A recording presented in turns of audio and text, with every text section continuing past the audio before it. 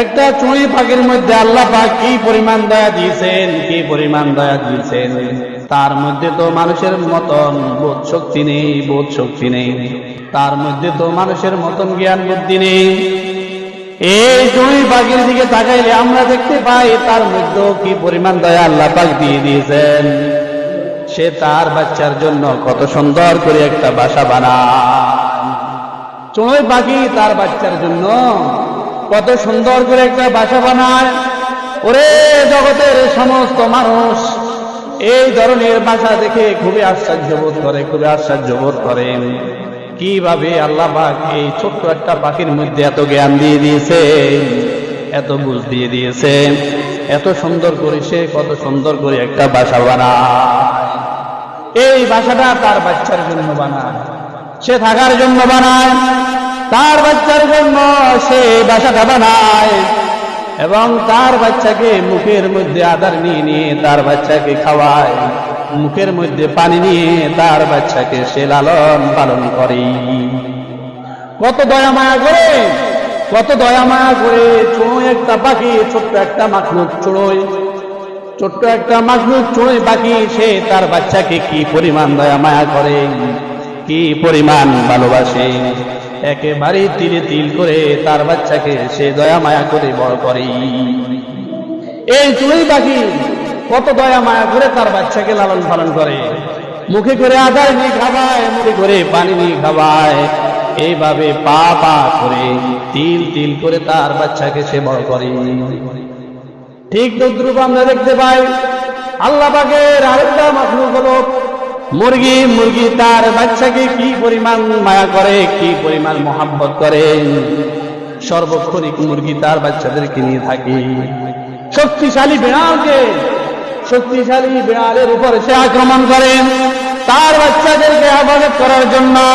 শক্তিশালী বিড়ালের উপর তার জান বাজি রেখে তার জানের কোনো পরোয়া করে না, তার জীবনের কোনো পরোয়া করে না।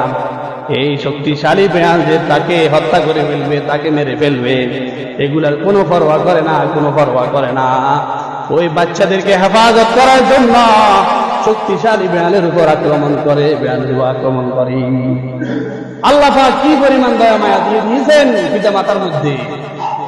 শুধু মানুষের মধ্যে নয়, সমস্ত হায়াওয়ানাতের মধ্যে আল্লাহ পাক দয়া মায়া দিয়ে দিয়েছেন। আর মানুষ হলো আল্লাহ পাকের সর্বসেরা সৃষ্টি। মানুষ হলো আল্লাহ পাকের সর্বশ্রেষ্ঠ সৃষ্টি, সর্বশ্রেষ্ঠ মাখলুকাত হলো মানুষ। এই মানুষের মধ্যে আল্লাহ পাক দয়া মায়া দিয়ে দিয়েছে। কি পরিমাণ দয়া দিয়ে দিয়েছেন মানুষের মধ্যে, যে নিজে না পড়ে সন্তানকে ভরায়, নিজে না খেয়ে সন্তানকে খাওয়ায়, সন্তানের ভবিষ্যতের জন্য নিজের পুরা জীবনটাই বিসর্জন দিয়ে দেয়।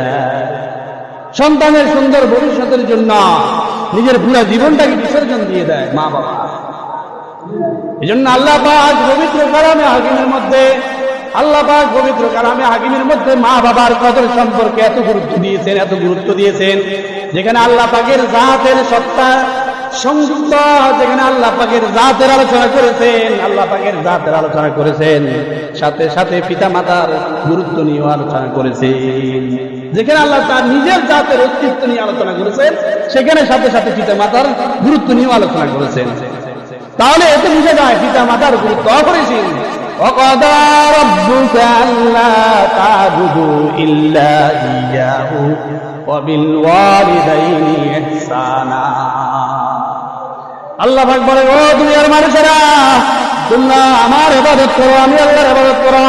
তোমরা আমি আল্লাহর হুকুম মতে চলো, আমি আল্লাহর হুকুম মানো, আমি আল্লাহর কথা মতে চলো। আমি আল্লাহর সাথে কাউকে শরীক করিও না, কাউকে শরীক করিও না, এবং পিতা মাতার সহিত ভালো আচরণ করো। সুবহানাল্লাহ। যে আল্লাহ পাক শিরকের গুনাহ কখনো মাফ করেন না। সবচেয়ে বড় গুনাহ হলো শিরক। আল্লাহ পাক বলছে শিরকের গুনাহ কখনো মাফ করবেন না। তো আল্লাহ পাকের সাথে কাউকে শিরক না করার আলোচনা যেখানে করেছেন, সেখানে আল্লাহ তাআলা মা বাবার গুরুত্ব নিয়ে মা বাবার সাথে ভালো আচরণ করার জন্য বলেছে। তাহলে মা বাবা কি অপরিসীম নিয়ামত। আল্লাহ পাককে যদি আমরা রাজি করতে চাই, আল্লাহ পাককে যদি আমরা সন্তুষ্ট করতে চাই, তাহলে পিতা মাতাকে সন্তুষ্ট করতে হবে। যদি আমরা আল্লাহ পাককে নাকচ করতে চাই, আল্লাহ পাককে নারাজ করতে চাই, তাহলে পিতা মাতাকে নারাজ করলে আল্লাহ পাক নারাজ হয়ে যাবে। আল্লাহু আকবার। قال النبي صلى الله عليه وسلم رضا الرب في رضا الوالدين وسخط الرب في سخط الوالدين। পিতা মাতার সন্তুষ্টি আল্লাহ তাআলার সন্তুষ্টি, আর পিতা মাতার অসন্তুষ্টি আল্লাহ তাআলার অসন্তুষ্টি। এই জন্য পিতা মাতাকে আমাদেরকে সন্তুষ্ট রাখতে হবে।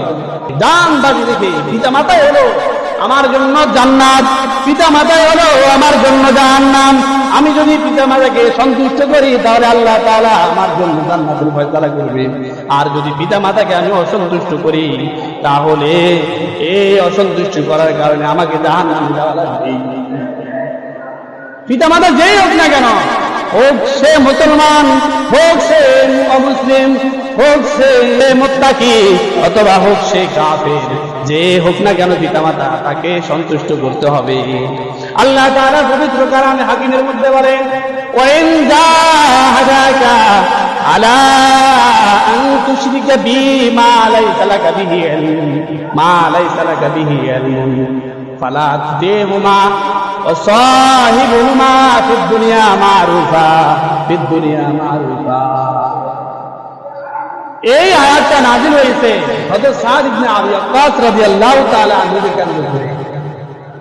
হযরত সাদ ইবনে আবি ওয়াক্কাস রাদিয়াল্লাহু তাআলা আনহুর মা হযরত সাদ ইবনে আবি ওয়াক্কাস রাদিয়াল্লাহু তাআলা আনহু যখন ইসলাম গ্রহণ করেছে তখন তার মা তার উপর রাগান্বিত হয়েছেন এবং তার মা শপথ করেছেন, ও সাদ, তুমি যদি ইসলাম ত্যাগ না করো তাহলে তোমার সাথে আমার সাথে কোনো সম্পর্ক নাই, তোমার সাথে আমার সাথে কোনো ধরনের ভালো আচরণ নাই।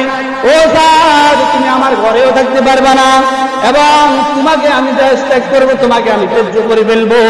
সাদ ইবনে আবি ওয়াক্কাস রাদিয়াল্লাহু তাআলা আনহুর মা এইভাবে শপথ করলো।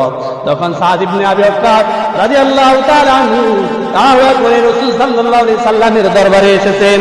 রাসূল সাল্লাল্লাহু আলাইহি সাল্লামের দরবারে এসে বললেন, ইয়া রাসূলুল্লাহ, ইয়া হাবিবাল্লাহ, আমার মা তো আমার সাথে আচরণ করে, আমি ইসলাম গ্রহণ করার কারণে এখন কি আমি আমার মায়ের সাথে খারাপ আচরণ করতে পারবো কিনা? তার প্রতি উত্তরে এখন কি আমি তার সাথে খারাপ আচরণ করতে পারবো কিনা? সাদ ইবনে আবি ওয়াক্কাস রাদিয়াল্লাহু তাআলা আনহু হুজুর পাক সাল্লাল্লাহু আলাইহি সাল্লামকে জিজ্ঞেস করতেছেন।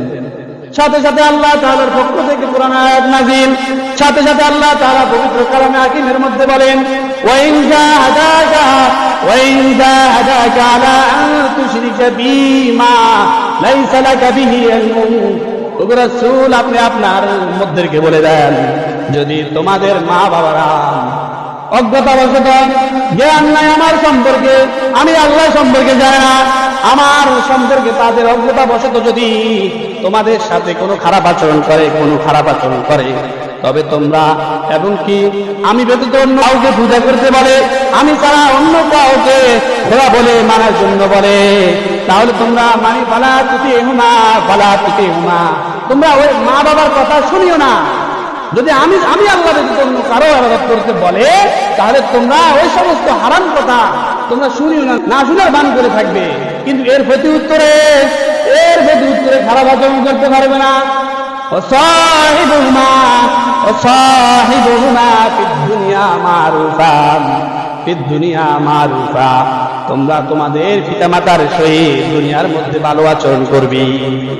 যদিও আমি আল্লাহর সাথে শরীক করার জন্য বলে, যদিও তোমাদের সাথে খারাপ আচরণ করে, সে অমুসলিম হওয়া সত্ত্বেও, অমুসলিম মা বাবা হওয়া সত্ত্বেও তার সাথে তোমরা দুনিয়ার মধ্যে খারাপ আচরণ করিও না। সুবহানাল্লাহ। তাহলে পিতামাতা যে হোক তার সাথে ভালো আচরণ করতে হবে, আল্লাহ তাআলার ঘোষণা।